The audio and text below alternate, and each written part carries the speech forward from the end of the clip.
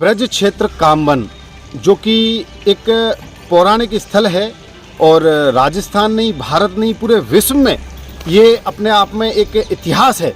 यहाँ भगवान श्री कृष्ण ने बाल्य रूप में गैयाँ चराई थी और प्रत्येक पर्वत पहाड़ी एक एक श्रृंखला पर भगवान ने यहाँ अपनी लीलाएं की थी।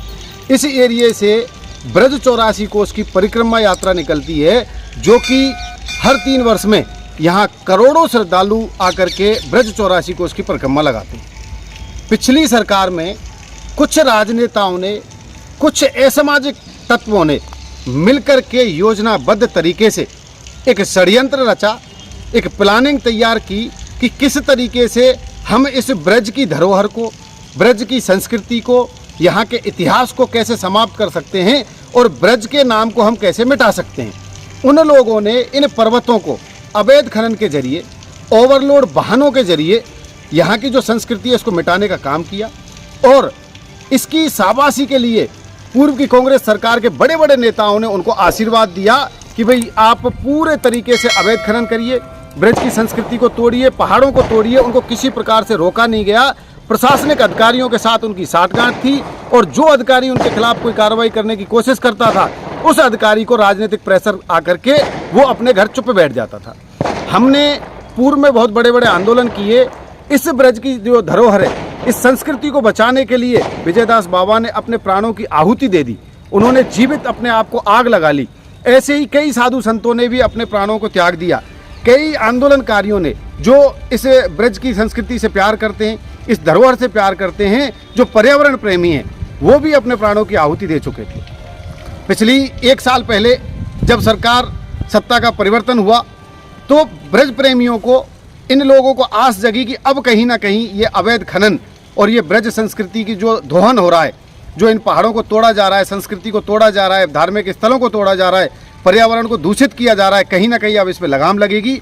उन्होंने प्रयत्न किया, एक आंदोलन हुआ साधु संतों के नेतृत्व में, हम लोगों ने पुनः आंदोलन स्टार्ट किए।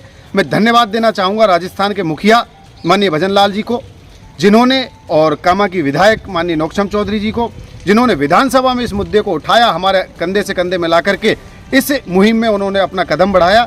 माननीय भजन लाल शर्मा जी मुख्यमंत्री जी ने आदेश जारी किए, प्रेस कॉन्फ्रेंस की, अधिकारियों को सख्ती से निर्देश दिए। मैं इस मुहिम को लेकर के सेक्रेटरीट में गया। सेक्रेटरीट में माइनिंग विभाग के प्रिंसिपल सेक्रेटरी टी रविकांत जी से मिला, उनकी जॉइंट सेक्रेटरी आशु चौधरी जी से मिला। मैं धन्यवाद देना चाहूँगा दोनों अधिकारियों को, जिन्होंने तुरंत प्रभाव से एक कमेटी गठित की और उस कमेटी को गठित करके यहाँ जितना भी अवैध खनन हो रहा था उसके लिए उसको पूर्णतः बंद करने के आदेश जारी किए, उनके लिए नोटिस जारी किए।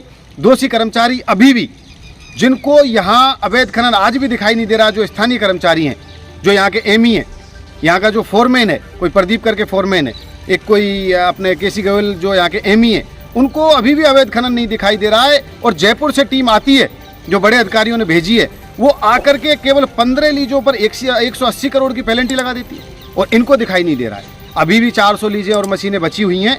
हम पुनः प्रयत्न करेंगे, पुनः उस टीम को बुलाएंगे।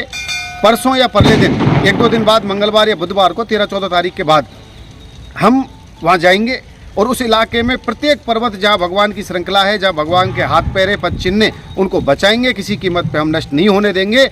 उस इलाके में नांगल, छपरा, गंगोरा, वहाँ जैसे उत्तर प्रदेश के अंदर अतीक अहमद का आतंक हुआ करता था, इस तरीके से लोगों को वहाँ मार दिया जाता था, ऐसे ही कुछ आतताई, कुछ आतंकवादी तत्व के लोग, कुछ रोहिंग्या मुसलमान यहाँ आकर के इन पर्वतों के अंदर छुपे हुए हैं, जो अवैध खनन करते हैं। यहाँ 2 नंबर की मशीनें हैं, 2 नंबर के डंपर, 2 नंबर की पॉपलेन गाड़ियाँ उन नांगल जोन और ये अब गंगोरा, छपरा और ये पापड़ा, इन माइंसों के अंदर खड़ी हुई हैं।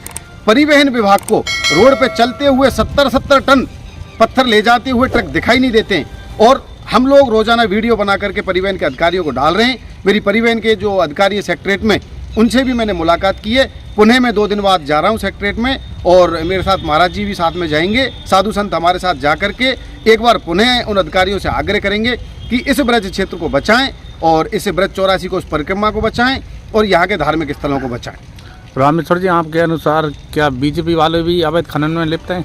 देखिए, जैसे ही सत्ता परिवर्तन हुआ तो हमने जब तक उन लोगों से जैसे ही गुहार लगाई, चाहे वो बीजेपी है चाहे कांग्रेस है, उससे हमें कोई लेना देना नहीं है।